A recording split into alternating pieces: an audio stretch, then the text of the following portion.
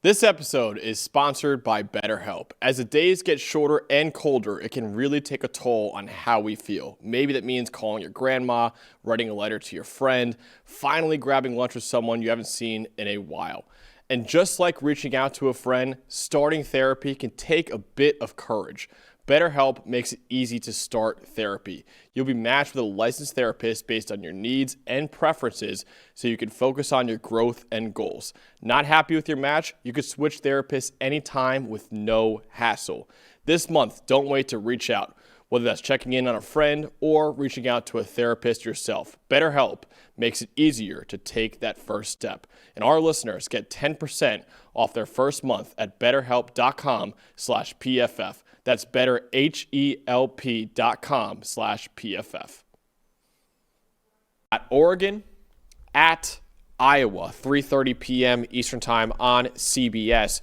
Really, can Oregon prove it right now? Oregon may be ranked right now as a top 10 team in the country. They should be ranked in the top 10 tonight in the College Football Playoff Committee. And I agree with that. They should be ranked in the top 10 right now. But it's also worth pointing out they have not exactly faced the hardest schedule in college football just yet. The Ducks are 7-1 on the year with their only loss coming to a top 3 team in the country and Indiana. Oregon has only beaten one team with a winning record right now, and that's Northwestern at 5-3 this year. This week's game against Iowa, who's a 6-2 team right now on the road at Iowa in a tough road environment as well, will be Oregon's opportunity to really prove itself as one of the best teams in college football right now. And if Iowa pulls off this upset, the Hawkeyes immediately launch themselves as legitimate college football playoff contenders. For sure, and when you look at their 2 losses, look, by a field goal to Iowa State, that's tough, but a rivalry game early in the season, and they were the team that played Indiana the closest, right? They had them on the ropes before Mark Gronowski got hurt, and even then, their defense played extremely well in that game. You get by this Oregon game, if you're Iowa, you're looking at USC, Michigan State, Nebraska. Now, if you're capable of beating Oregon, you're capable of beating any of those teams, especially the last 2 there in Nebraska with Raiola out for the season. So Iowa, if they were to win this game, is a very, very sneaky dark horse playoff team here. I mean, we'll see where the rest of it goes, but this would be really a feather in the cap for them. They get them at home, and obviously it's going to be a very physical football game. So you have the Iowa offense against Oregon. I think I know where you're going for the Iowa side of the ball, Dalton, but what should we know on the Hawkeyes of the ball in this game? Well, there's nowhere else to go but that, but by far the highest graded offensive line in the country, yep. the line that absolutely should win the Joe Moore Award. They're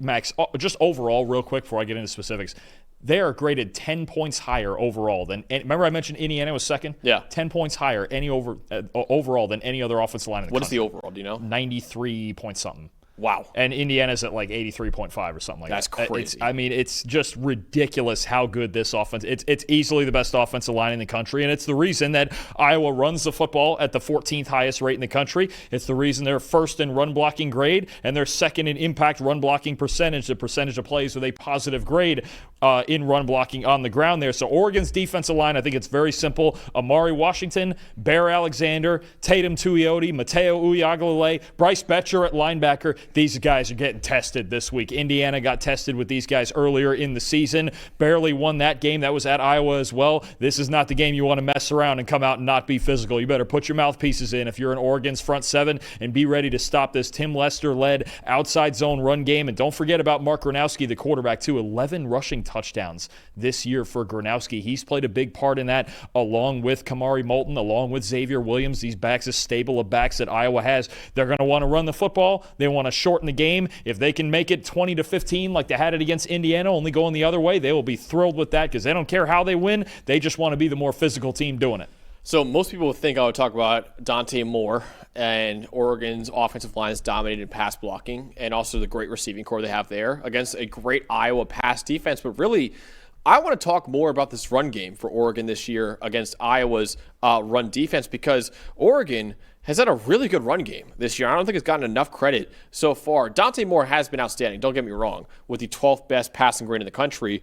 But right now you see Oregon leads the nation in EPA per run this year, and they average 6.7 yards per carry, which is third in the country. And Oregon's offensive line is 24th in run blocking grade this year. They have a true freshman star, you can see right there, in Jordan Davison. He is third in America with a 90.4 rushing grade this year. Noah Whittington, meanwhile, is third in the country with 8.5 yards per carry. So they have kind of a committee backfield at Oregon, and both Davison and Noah Whittington have been great for Oregon's run game this year, which is kind of crazy, Dalton, considering we thought going into the season their top running back by a mile would be Mekhi Hughes. He's not even a part of the offense right now. It's all about Jordan Davison and Noah Whittington with a great offensive line blocking for them. But you saw on the bottom line of that graphic right there, Iowa has been outstanding in run defense this year, only allowing 3.3 yards per carry.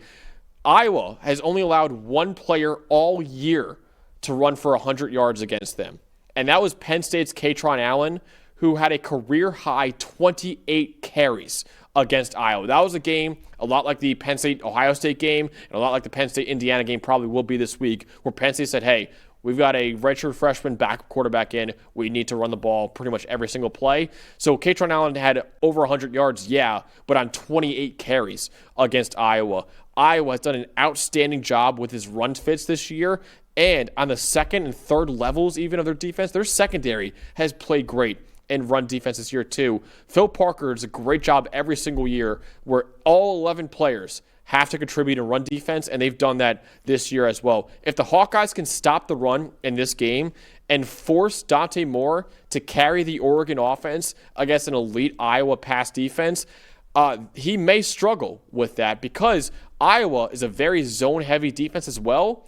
Dante Moore, his worst game of the year was against Indiana's defense that runs zone coverage at one of the highest rates in the country too. So yes, Dante Moore is phenomenal, and if he needs to carry this offense, he might be able to against Iowa. But I think if Iowa slows down this run game and Dante Moore has to carry this offense, not Kenny, he has to, all of a sudden that might be an avenue for Iowa to pull off the upset. No, you never want to be in obvious passing situations against a defense like this. And don't forget, too, that Indiana game was the one time where Oregon's pass protection looked a little bit shaky, right? Every other game they've been outstanding, but that's the one game where they found pressure on Dante Moore, and he made some mistakes in that game. I think you're right. This is a deep stable of running backs, so for Oregon, you got to love it. Whittington, like you mentioned. Jordan Davison, the true freshman, has been outstanding. He's got 2 straight 100-yard games. D'Air Hill, also Jaden Lamar. I mean, they've got rushing threats out the wazoo up there for Oregon. It's just a matter of breaking through. Again, if Iowa, it's the same story to me on both sides. If they can make this about who wants to be the more physical team and play this game in a phone booth on both sides of the ball, and it's a run and stop the run type game,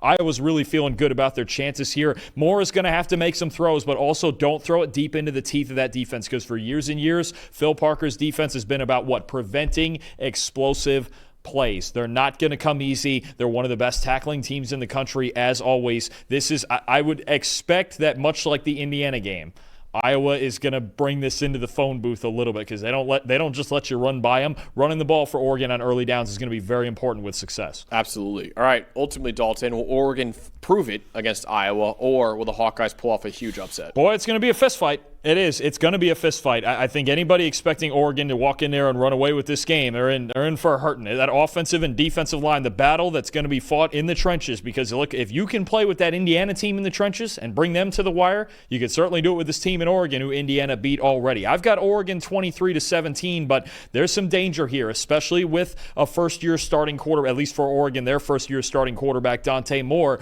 You mentioned it. You don't want to get behind the chains here, and certainly don't want to turn the football over. Curious to see if Iowa can find a pass rush up front against this great pass-protecting team, number 1 in the country in pass-blocking grade. I'm going to take the Ducks to score enough points, but I think it's going to look a lot like that Indiana game. It's going to be hard fought. I have Oregon winning as well, but I also have it as a one-possession game. I have 27-20. I have Oregon winning. It could be a defensive slugfest, but I also think that Dante Moore, who I still think is one of the best quarterbacks in America, he'll make just enough throws for the Ducks to escape with their best win of the season so far. But like Dalton said, it could be a slugfest, and it could be a fist fight, and I think it's going to be a really fun game between Oregon and Iowa. All right.